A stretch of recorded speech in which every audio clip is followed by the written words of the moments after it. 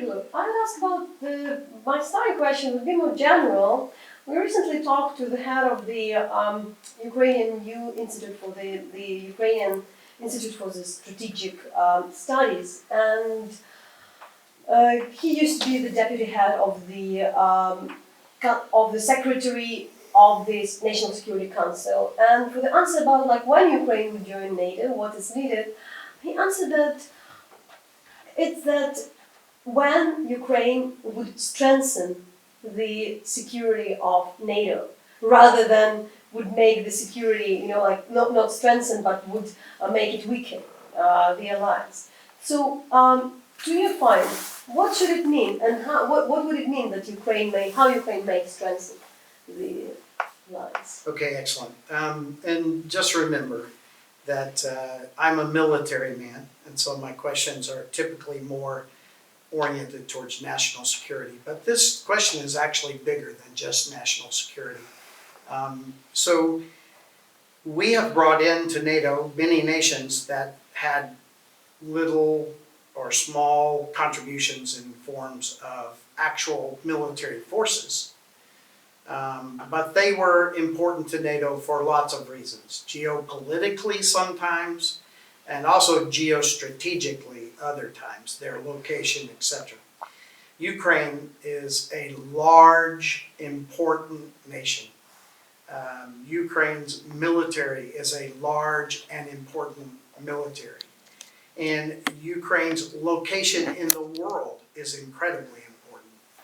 So Ukraine, I think, is already started on the way to many of the things that NATO is looking for. Clearly, all of the democratic reform, eliminating the corruption and the things that Western nations, NATO nations want as part of our value systems, those are important. If Ukraine was a large nation with strong Western democratic values, that is a strength all in itself. And so the continued process of developing those transparencies, anti-corruption measures, and democratic values makes you a strong nation all by itself. You already have literally an army that has been tested in fire. And yes, your military forces still need to make improvements. And that was a large part of what we offered in our suggestions, is how the West or the United States could better help Ukraine in developing those military capabilities. But one thing that we do ask of all nations that come to be a part of NATO, a big part of the process of earning that, and then the things you have to do when you receive a membership action plan to accomplish, many of those are military, and they are to establish that interoperability with NATO forces.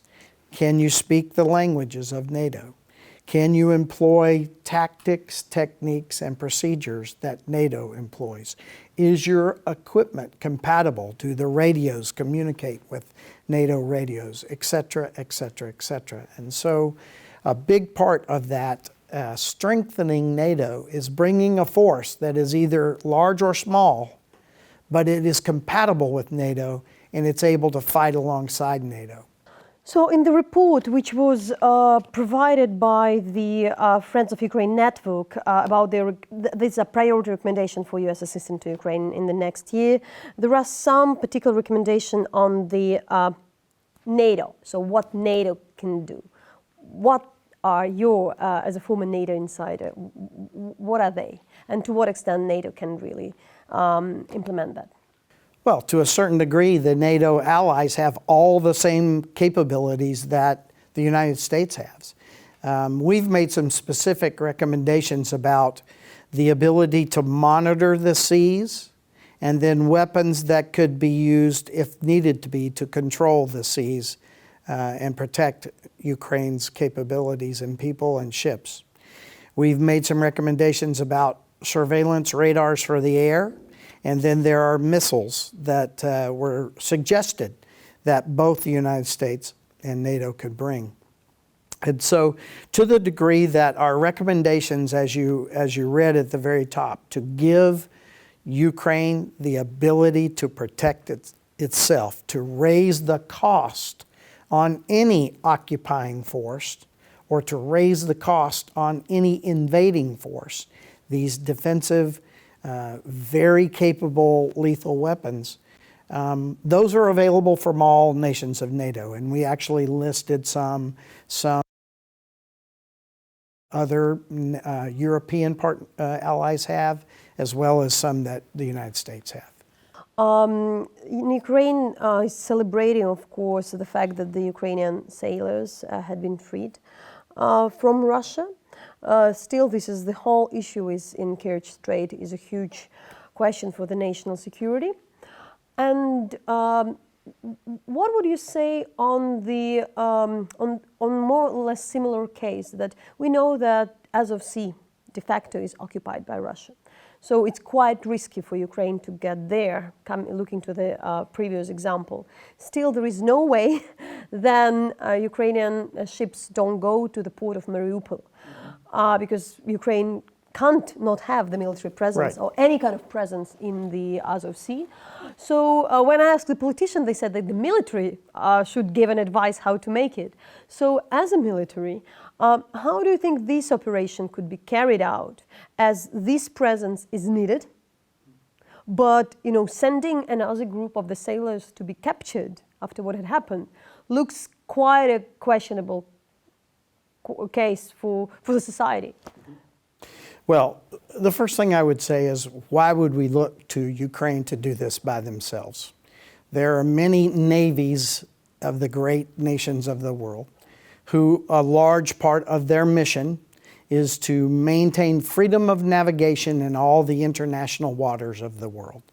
And so, do we see the Sea of Azov as an international body of water? One that is shared by more than one nation? I think the answer is to that is yes, because as you have pointed out, Mariupol and at least one other of your ports are very important. And your commerce depends on the ability to use those ports.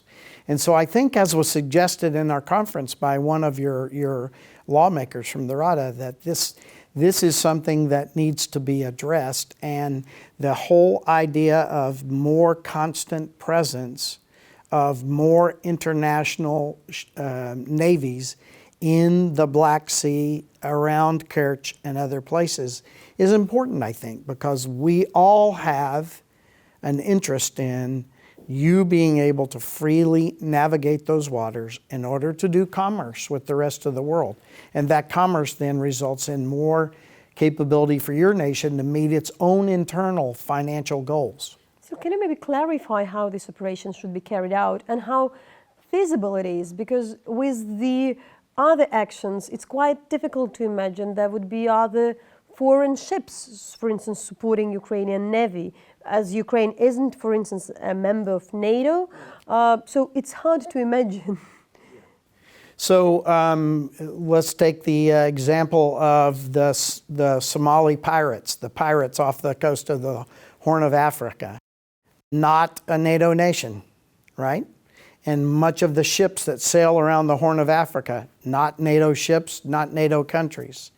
But this problem with the Somali pirates got so bad that the European Union and NATO came together and put an operation on the land, primarily by the European Union, and on the sea, almost completely by NATO, that eliminated the problem of the Somali pirates.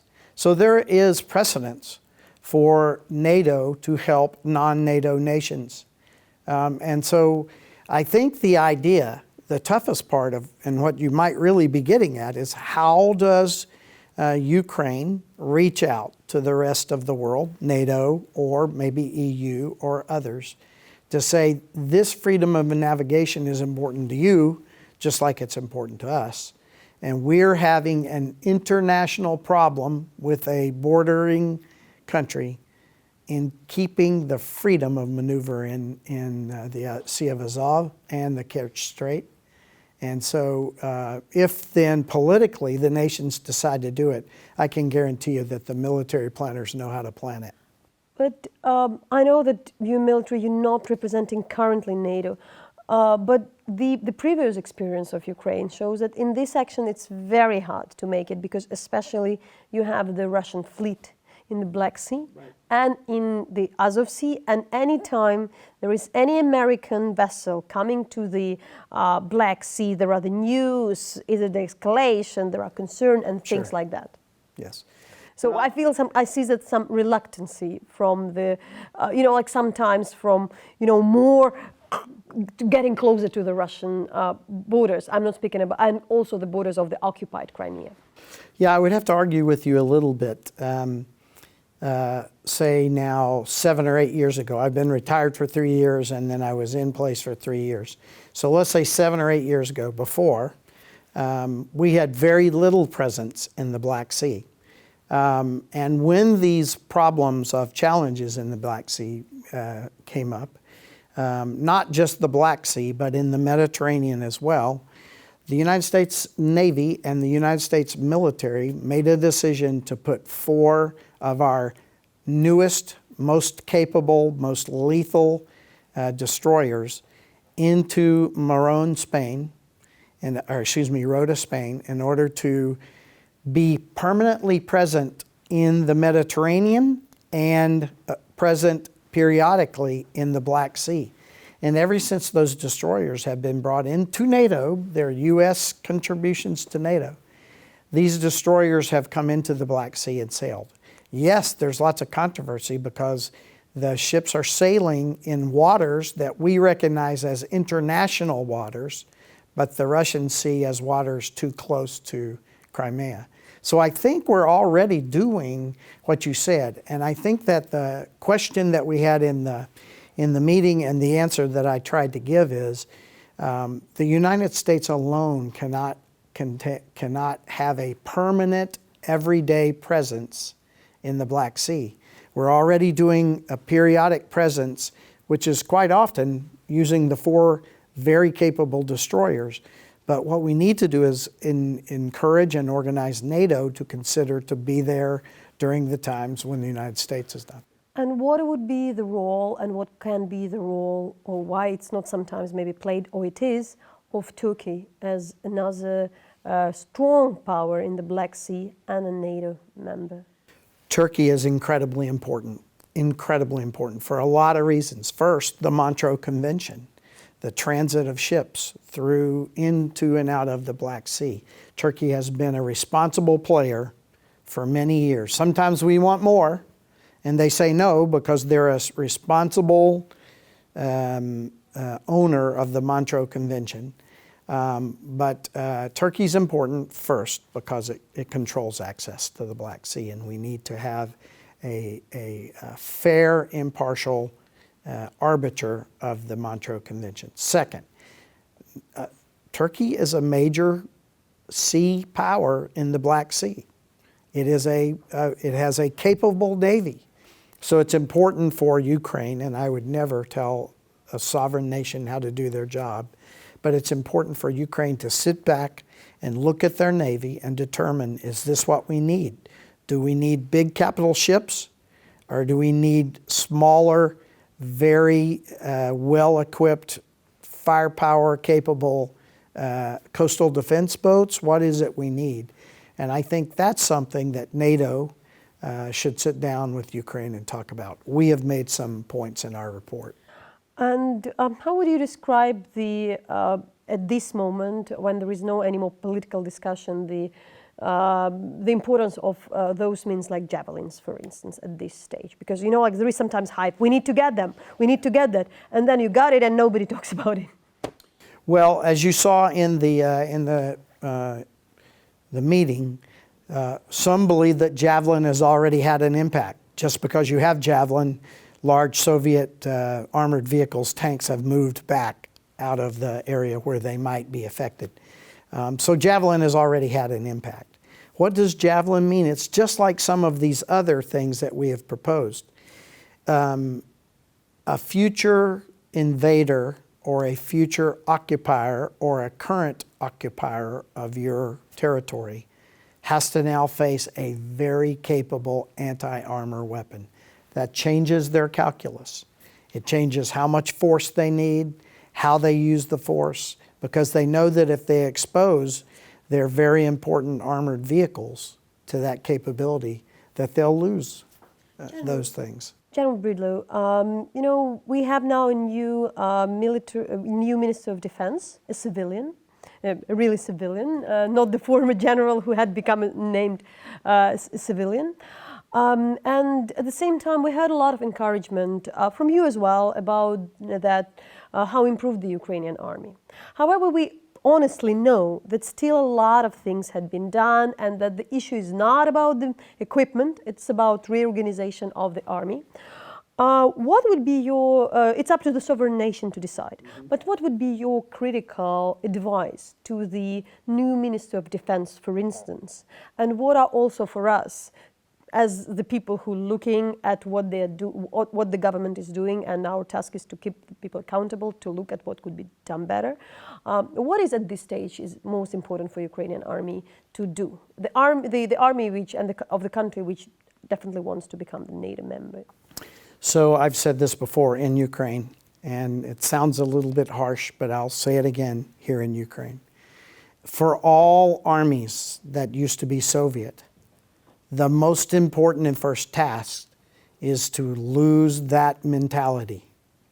We don't fight like, think like, or grow up like, or get promoted like the way it used to be done.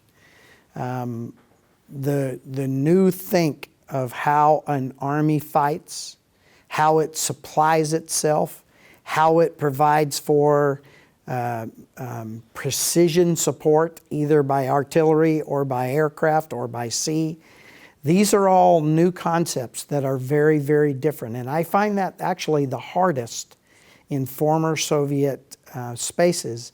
The first battle is in the mind, not in the gear or the training. One has to determine that we're no longer going to think in Soviet terms. We're no longer going to promote people in Soviet terms. We're no longer going to plan and practice and supply in Soviet terms. And now we have to think more like Western, precise, shoot and scoot, maneuver to contact, fire, etc. These are very different concepts. Can you provide an example? Because for somebody it's just normal, so they don't know that it's Soviet. Right. Well, for instance, how someone gets promoted in a more Soviet-style army might be very different than how someone gets promoted in a Western kind of army. And how one grows up and is trained. For instance, I'm a real believer. In fact, during my time as a SACEUR, we made a strong push in all of NATO to increase the responsibility and training of our non-commissioned officers, NCOs. The fact that on the battlefield, it's really the NCOs who lead the soldiers, sailors, airmen, and Marines as they fight. And the officers are working at a different level, a more operational level, in directing that battle. And I think it's a huge strength that all around the world, people come to our NCO academies in the West, in not just the United States, but other Western nations, to learn what non-commissioned officers do and how much flexibility they lend to the battlefield. Some nations have officers doing tasks that we in the West have NCOs doing because they are capable of doing it. The second thing I would say is most Western nations have made their way to professional armies. We don't really use conscripts anymore. We think it's best to bring on a young woman who is very skilled at something, train her, motivate her, make it easy for her to have a family and stay in the military longer so that we grow experience rather than 3 years gone, retrain, 3 years gone, and we never get past a certain capability, whereas if we keep that soldier for 15 years, they get better and better and better and better for those 15 years. So this ability to think in terms of a professional army that is well educated, respects its enlisted people, and maintains them and provides for their families so that they'll stay in. That's a real mind shift. How would you assess the Russian army? As we heard different things, because sometimes you have a stereotype about this loosey, not very professional old Soviet. There would be the others who said that, like, we, at least in Ukraine, didn't mention the time how, for instance, some of the way how, for instance, platoons are reorganized, that these things had happened and they could be very mobile. Well, I'm very... so what do you have mentioned maybe in particular? Yeah, I've said more than once in many venues that the Russian army is smart and it's adaptive. And if we sit back and think that they're not, then we're going to be in trouble. And I like to walk through what we saw and how we saw the Russian military perform in Georgia in 2008. Of course, they won that issue. They won it basically on size and numbers, because initially in that conflict, they had a lot of trouble with air defense. They had a lot of trouble with other fire support capabilities. And so the bottom line is they won it, but they won it on size and numbers, not on skill and capabilities. But they learned from that. They learned from that. And when they went into and invaded Crimea, they had already made lots of changes. Very sophisticated use of electronic warfare, very sophisticated use of cyber capabilities, smart operations in cutting lines of communication, et cetera, et cetera. And so a lot of the problems that they had in Georgia, they had fixed when they went into Crimea. But in Crimea, still some things didn't go so well. They wanted to hide the fact that they were there. Remember the little green men? And they said they were not Russians, right up until they said, well, yeah, they're Russians, but they're on vacation and they volunteered to come here on holiday, if you remember when their leadership said that. So there were still things that didn't go totally right in Crimea. When they invaded the Donbass, they were even better. And one of the things that the whole world saw, and in fact your soldiers have been teaching us about, is their new abilities in these very capable kill chains. When they tied the surveillance of their RPAs, remotely piloted aircrafts, UAVs or drones, whatever you want to call them, when they tied that drone and what the drone was seeing rapidly back to the Grad rocket system, artillery rocket system, and then were firing pretty accurately aimed Grad rockets driven by the UAVs. So these were causing horrible losses in the Ukrainian military in the first year and a half. This new system that the Russians had developed. We had been doing that for a long time. We learned how to do it the best actually in Afghanistan, in finding small groups of Taliban or others and targeting them with our RPAs and then bringing very precise fire. So we had been doing this for 20 years, but the Russians now, again, are learning and they're adaptive, and we need to respect that. And they were able to build this kill chain that took a terrible toll on the Ukrainian soldiers. In fact, I'm told almost an entire battalion of Ukrainian soldiers taken off the battlefield in the battle for Debaltseve by this kill chain initiated that I'm talking about. So the bottom line is they got better every conflict, and they even got better going into Syria.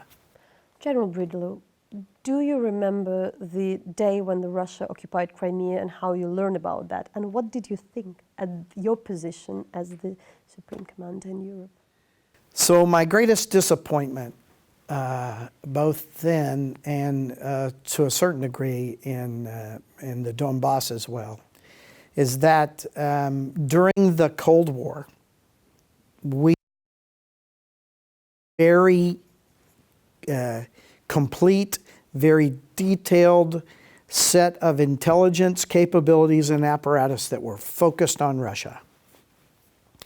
And we understood the tactical situation very well, and we were keeping up with the First Operational Maneuver Group and how they would approach Fulda, et cetera, et cetera. But what happened then? The wall fell, the Soviet Union came apart, and we took our eyes off of Russia. in some reasons, were good. We started fighting. We had a war in Iraq. We had another war in Iraq. And then we had a war in Afghanistan. And we diverted a lot of that intelligence capability off of Russia onto where our soldiers were fighting. And we lost contact with the operational and tactical level of Russian troops. We still kept good intelligence on their nuclear troops, but we lost contact. So we were surprised. We had an idea that something was up.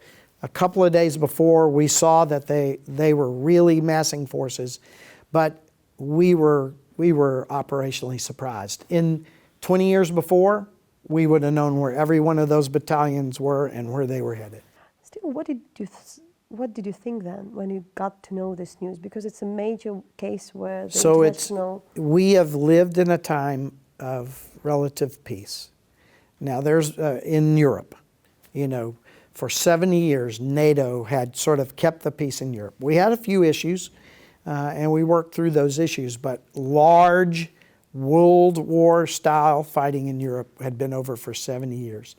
And what we did not expect is that a major nation like Russia would use its military to change internationally recognized borders. Russia used its military to change Crimea from Ukraine to Russia. Now, we don't accept that.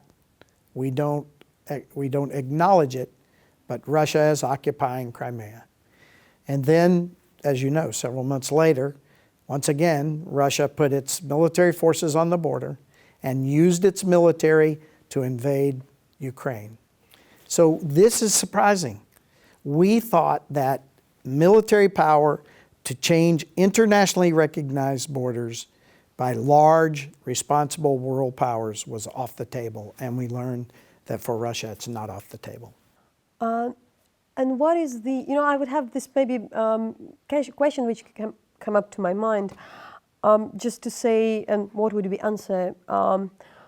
There was a military in Crimea who used to run for some particular time the Ukraine NATO group, a retired officer who was, the head of the center, how to change the Ukrainian military and navy, a huge advocate for NATO in Sevastopol. That's very hard. That's very hard.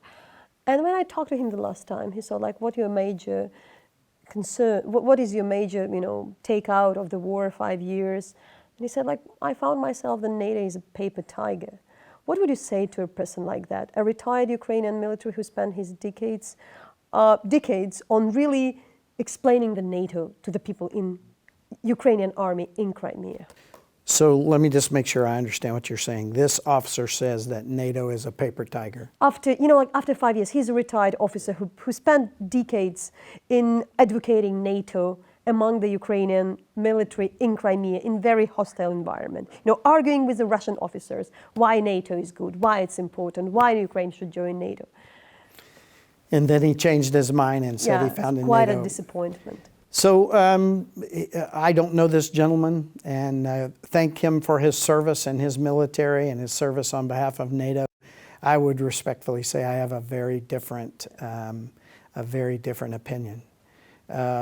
NATO is not only a military organization, but it is a political organization. And when the political part of NATO says go do something, it is not a paper tiger. If you look at what happened in Kosovo, if you look at what happened to the Somali pirates, if you look at what has happened to the Al-Qaeda and the Taliban in Afghanistan, if you look, and it was a great military operation, maybe not a good political operation, but if you look at what happened in Libya, when the political leadership of NATO says go and do, it's not a paper tiger. And it's that straightforward. No. I guess I just remember the person, and I thought like having you and you understand this is probably a person of your age as well who who still stays at Crimea, you know, and it is very, very difficult and has probably the right to be disappointed for something. Still, the one question on this topic, and I want then later go to Minsk shortly. Still, a lot of Ukrainian public back then was quite unsure why it takes so many days to recognize that there are Russian troops. I remember very well the dates. We knew Russian troops were in Crimea from the minute they crossed the line. And in the Donbass? Yes. Now, remember that NATO is an alliance of now 29 nations. And NATO doesn't say anything until all 29 nations agree to it, right? That's how that works. Trust me, we knew who those guys were from the very beginning. So you didn't need another evidence to wait? You know, like you like as the military there, you knew and you There were nations who did not accept the intelligence that was provided. We knew who they were. And we shortly talked about the Minsk agreement. So what is your also attitude, how it should be, what Ukraine can do with that? Because it was also signed in a moment of the battle of Debaltseve, where again the Russian troops were on the Ukrainian soil. And I guess you also knew they were there. Absolutely. Did you know? Yeah. Absolutely. So rather than cast back to that moment, what I would just say is that now, while there are some people that are working very hard, I understand, to try to use Minsk and the Normandy format to move forward, we're not moving forward. We're just not moving forward. It's not working. Remember that the ultimate goal of Minsk is to restore the internationally recognized border of Ukraine back to Ukraine. Do you think we've made any progress on that? Yeah, the border is not there, yeah, we know. Yeah, I don't think we've made any progress on that. I don't fault those who are doing their thing. I just think it's going to take a different kind of emphasis and possibly more nations involved at the table to try to move those negotiations forward. And I'll stop there. That's a very political question, which I will dodge.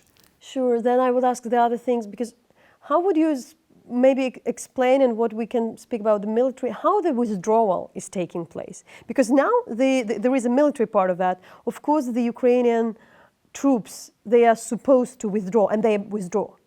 I mean, from the line, that there is a particular distance in the case of the Minsk agreement. But yes, they are shelved. So how do you think, like, what the military should do in this way? Because there are those who are saying, like, yeah, we can't not answer. We are shelled. We have the losses still. So the first thing, again, I would back away from just that. And I would say the most important thing to do is to make sure that the rest of the world understands that there's still a hot war.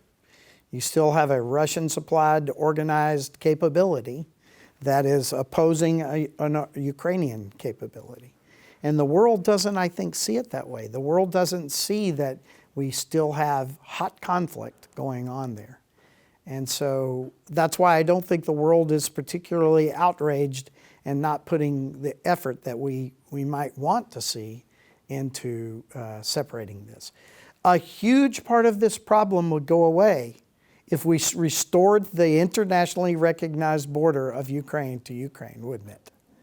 If Ukraine was in charge of the border and everything that went back and forth across the border, this would be a smaller problem.